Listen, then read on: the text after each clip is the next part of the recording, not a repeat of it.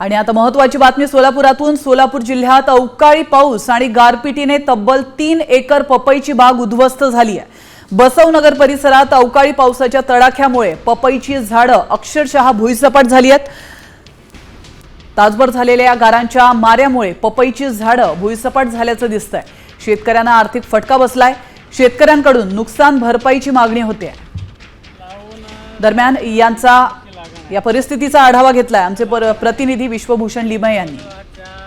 अवकाळी पाऊस, सोसाट्याचा वारा आणि गारपीट आणि त्यामुळे निर्माण झालेली ही उद्ध्वस्त पपईची बाग आपण पाहू शकताय। तर साधारण 3 एकरांची ही पपईची बाग आहे। शेतकऱ्यानं मोठ्या कष्टानं ही पिकवली, फुलवली आणि ऐन आता या पपईच्या पिकाला फळं लागायची वेळ आलेली असताना अचानक तासभर गारपीट झाली आणि होत्याचं नव्हतं झालं। संपूर्ण पपईची झाडं जी आहेत ती आता या ठिकाणी आपण बघू शकताय की कशा पद्धतीची त्याची दयनीय अवस्था झालेली आहे।